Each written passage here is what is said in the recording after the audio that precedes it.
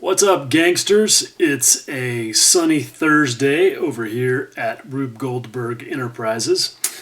And that means that I'm tired because I've been breaking myself off for weeks now, working on fun projects, and I just, have a tendency to just throw myself into things, especially when I'm having a good time. And I have been. I got into the paint and weathering on this 132nd Dragon 109 that I'm doing as a Kitmaker Network video blog build, and that thing's getting close to done, which is always a fun time.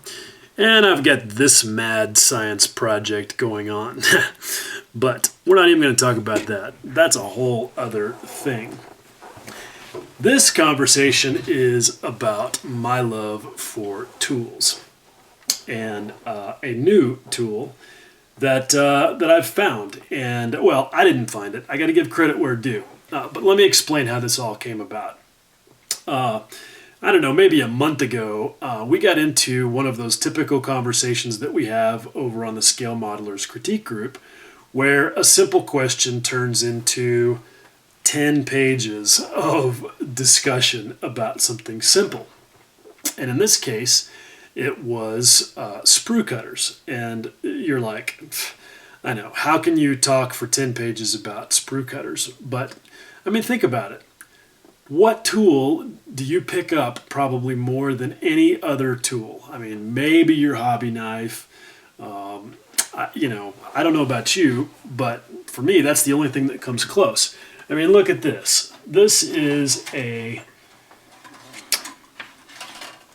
are sprues from the Mini Art D7 Caterpillar Bulldozer, and these are for the tracks.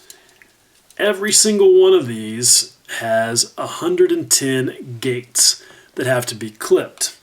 And if you look closely, you can see that they've got to be clipped pretty well. Maybe that thing will focus. Yeah, you can see there's a lot of little bitty gates in very critical places that have to be clipped there. So there's 8 of these in that kit. So just to build the tracks, you've got to clip nearly 900 sprue gates.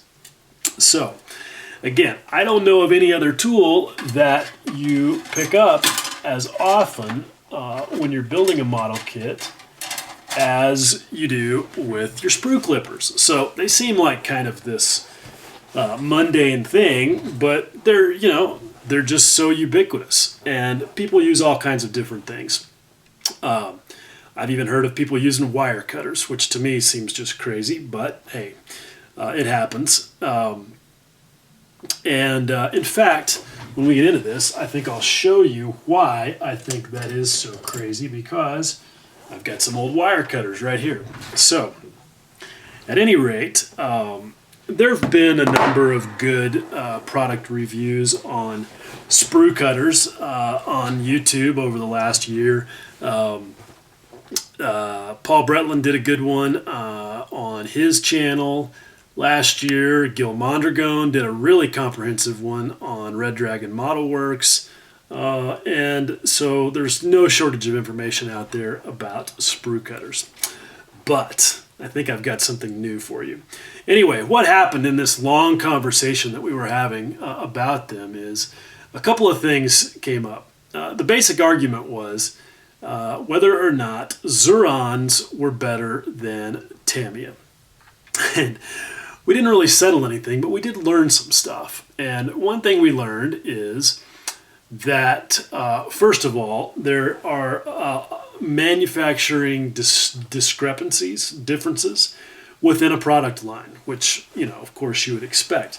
But in particular, it comes into play with these Zuron clippers, because they advertise this special feature called micro shear technology. And if you read on their website, they talk about how it's a bypass action between the blades, which means basically that the two blades, instead of just coming together like that, they actually cross over each other a little bit to give you a shearing action.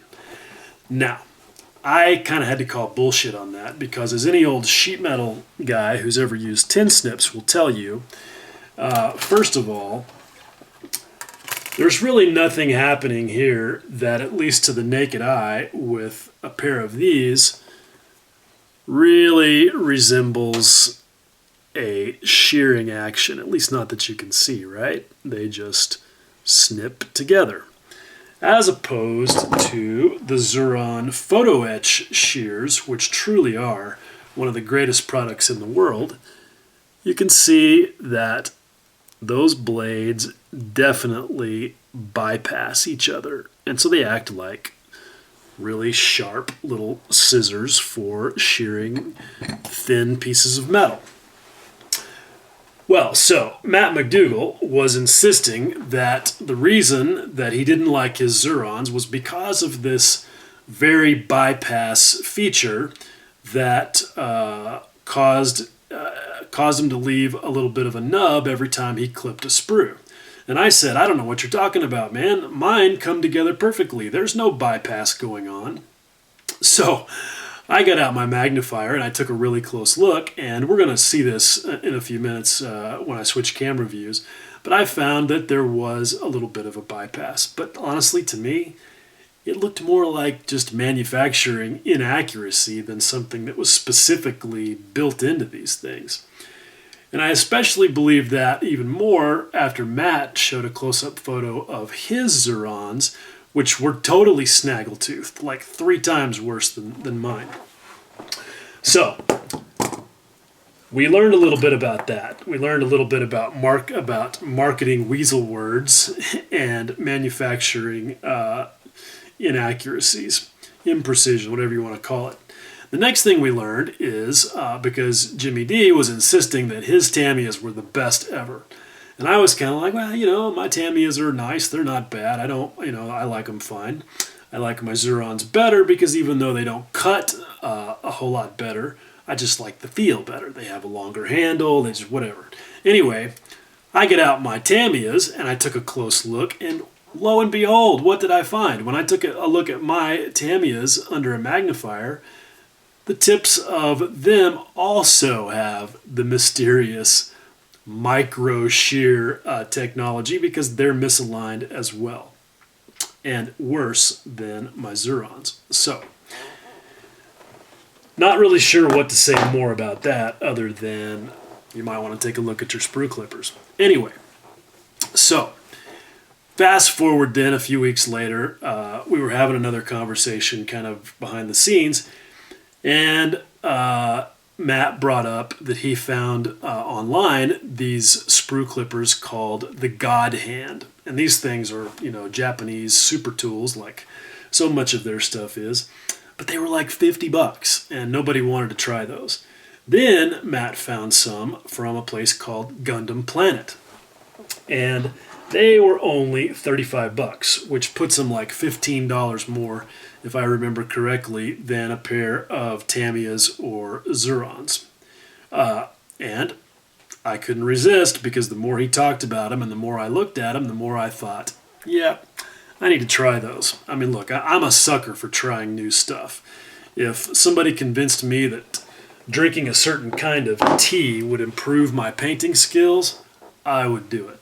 So, anyway, I had to get some. And so, here I am a couple of days after the postman arrived with those new sprue clippers, and I was blown away. And so, we're going to do a quick little video comparison of how each of these sprue clippers work. And we're going to compare, I guess now it's up to 5, because I got the wire clippers out, and I've even got my offset Xurons that you can see have the bent nose, which is kind of handy at some points. These are the 420s. These Xurons, now Xuron makes lots of stuff, but just to be very specific, these Xurons are the, well, I can't remember the number, but anyway, these are the ones that most people mean when they talk about Xuron sprue clippers. So, we're going to have a look at how each one of these work in hopefully an equivalent situation. And I've got some plastic right here, so let's chop it up. Okay, so I have a sprue from a kit that I'm working on right now. And this I think is pretty good because it's got a place on here. Let's see, let me find it. It's got a number of repetitive parts, so we can do equivalent cuts on each of those. And they are situations where we can make the cut without the thing falling off of the sprue. And that'll make it easier for us to take a good close look at what we've got going on. And here's another spot right here where basically we just have to clip off some ejector pads.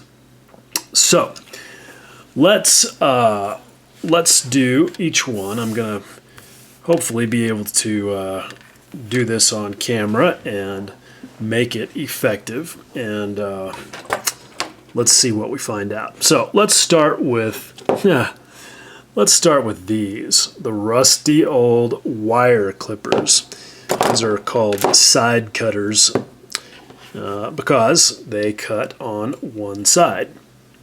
Now, the reason that I think these are a terrible idea is because look at the way that the blade is shaped, okay? It's got a bevel on the back side as well as the bevel on the inside. And that is going to automatically mean, I mean, I shouldn't even really have to demonstrate this. That pretty much automatically means that you are not going to get a flush cut. But let's just do one. There we go. Now, these are a little clumsy for me because they don't have a spring in them, but you can see and hear that they popped that ejector pad right off of there. I mean, it's gone, but look, you might as well have just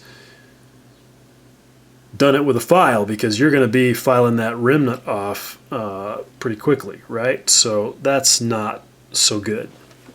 All right, now let's forget about those and let's go to these. I'm gonna use these now because I don't pick them up very often. They are really handy for some things, but let's see if we can get a close look at the tip and see this magical micro shear feature that they allegedly have. I don't know if the camera is gonna, well, there we go. You can kind of see that. You can see that there is a bit of an overlap with the jaws. It's kind of difficult to see, but it's definitely there. So let's take now and clip off another one of these little gates and see how these do. So I'm going to just get on there and press up against the flat surface as much as I can, and you can see I'm clipping pretty close to the end. And again, you can see and hear that that little piece of plastic comes flying off of there with some violence, and we're going to come back to that subject in a little while. And you can see what's left. Okay, there is definitely, again, there's a remnant there that you're going to have to deal with. That may not look huge, but trust me, when you paint that, it's going to be a problem. Okay, so we can see that we've got a better situation than your old wire clippers, but still, it's not perfect by any means. So now, let's do this. I've got the ones that I've been picking up multiple times a day, every day for a long time. And let's just go after this right here. And again, I'm going to work fairly close to the tip, and there we go. That's an easy clip. One thing that I really love about the Zurons is that they have a lot of leverage. So if you want to clip something, for example, like this entire chunk of sprue right here, it's easy work with the Zurons. I mean, they just blow through that without any issue whatsoever. And that obviously is a nice thing to have sometimes. So we're just going to go ahead and clip each one of those. And you can see that when you clip something thick like that, you see that there's a little bit of a stressor that's created there. That's what happens when the plastic turns white. It means that it's being it's getting fractured as opposed to just being sheared cleanly. But anyway, let's get back to this original cut. Okay. Trying to get this to focus effectively. There you go. You can see there's definitely a little bit of a remnant there. It's easier to see when I turn it on the side, but it's still sitting up a little bit proud from the surface of that part. Not horribly bad, but it's definitely there. Okay, now let's do this again with the Tamiya clippers and see what sort of result we get. So again, I'm going to just come in here and close to the end of them. I'm trying to clip at about the same point on the jaws with each one. Okay, now let's see how that did. Okay, so there again, you see there's that telltale of a remnant and that white mark that shows you that it's not a perfectly clean cut. You can quite clearly see that there's still a little bit of material sticking up right there. And if that were on, say, the leading edge of a wing or something, I mean, that's definitely a problem. You're going to have to finish that off because it's going to show. And honestly, I doubt that on a situation like a wing leading edge, that there's any sprue clipper that's going to, let you clip it in such a clean fashion that you wouldn't have to touch it with sandpaper. But having said that, now let's try these little things from, oh, wait a minute. Before we get to the Gundam Planet nippers, let's go back real quickly and look at the tip of these Tamiya clippers. Now you can see there's definitely, you can see it there, right? There is definitely an overlap there. The edges of the blades do not meet perfectly edge to edge. And I think I forgot to show you the same thing on the straight point Zurons as well. Okay, it's pretty subtle, but you can see that there is, there is a bit of an overlap there. Again, very difficult to see, but it's definitely there. Anyway, so going back to these new ones from Gundam Planet, let's take a look at the end of them. Okay. I don't see any overlap with these. No micro shearing going on here, I don't believe.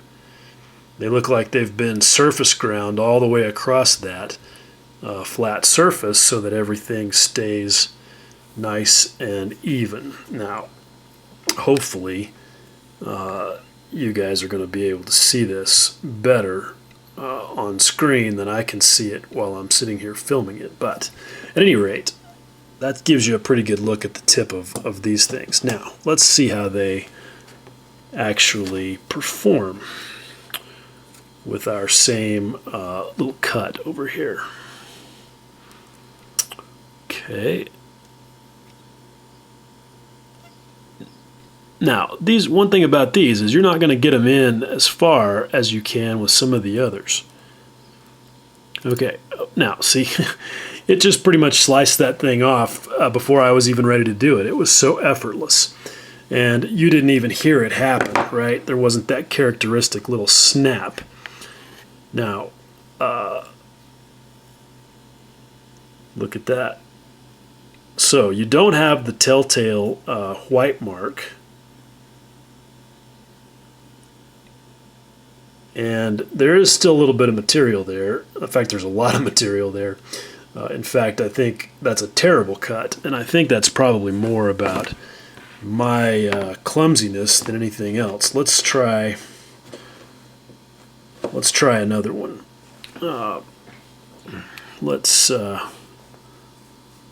Let me cut this whole little hunk off right here.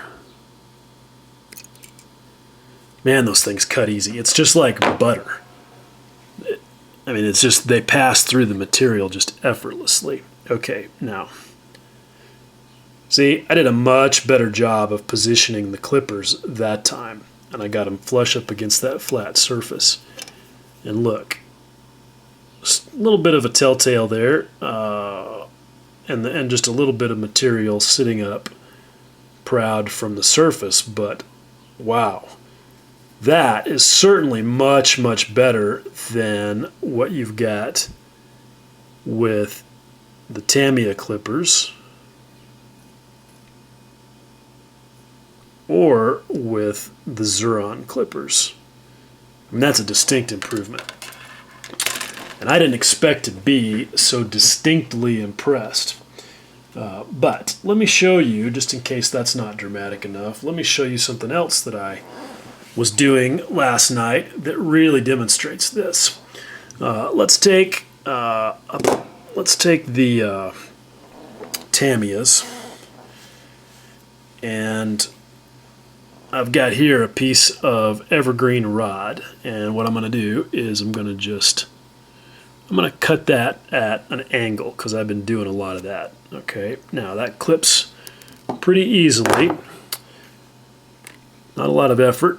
Now let's take a look at the result. Okay, look at that. You can definitely see where that overlap comes into play right there.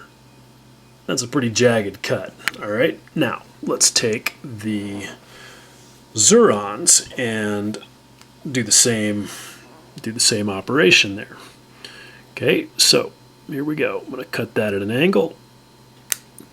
Quite a bit of effort. I think my Xurons have been used so much that they may be getting dull, even though they've got a longer handle on them. That requires for me more effort than the Tamiya clippers did. Now let's have a look at the result. Again, you can see that is not a very clean cut. I don't know how well that's really showing up on camera. There we go. It's better, I think, than the Tamiya cut, which you would expect since the jaws on my Tamiyas are more misaligned than they are on my Xurons, but still, it's not a super clean cut. Now, watch this. This impressed the shit out of me. Okay, so here we go.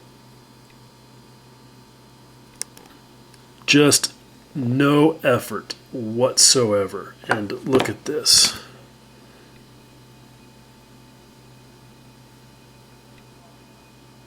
That cut's perfect. I mean, there may be a little bit of a remnant there. I don't know. I can't quite see. Maybe that's just a discoloration, but look at that. I mean, you'd have to have a lightsaber to cut that much better than these things did. Let's do it again. This is so much fun. I could just sit here cutting and cutting all afternoon.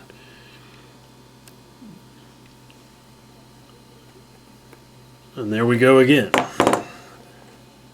Look at that. No deformation, no pinching, just a clean, effortless slice. So, I don't know about you guys, but I like it. Okay, so there you go. I don't know what you guys are going to think of this. Jimmy D was skeptical. He was like, "Yeah, you're going to have to do something to prove these are really that good. I'm gonna need, you're gonna have to sell me on it."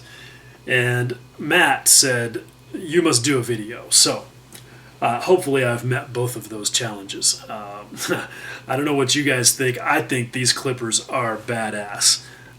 I am probably going to use these as sort of my special occasion clippers, or at least when I have real precise cuts that need to be made, and keep my Zurons for heavy duty operations or places where it doesn't matter nearly as much, so that I save the blades on these new ones. But I'm blown away. I think these are awesome. I rarely expect to see such a dramatic difference in performance between two tools that are that similar.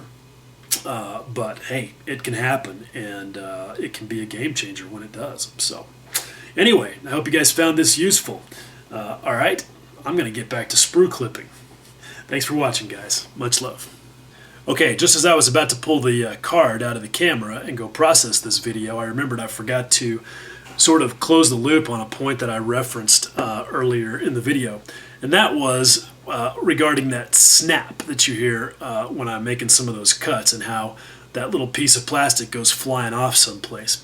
Hopefully you're way ahead of me and you recognize that when you've got a completely effortless slice like you get with these, that reduces the chance that your little tiny part is going to go ricocheting off into Never Never Land and get swallowed up by the infamous carpet monster. So there's more advantage than just one to buying a really good set of clippers like this, because I don't know about you guys, it's definitely worth the extra $15 to not lose stuff, right?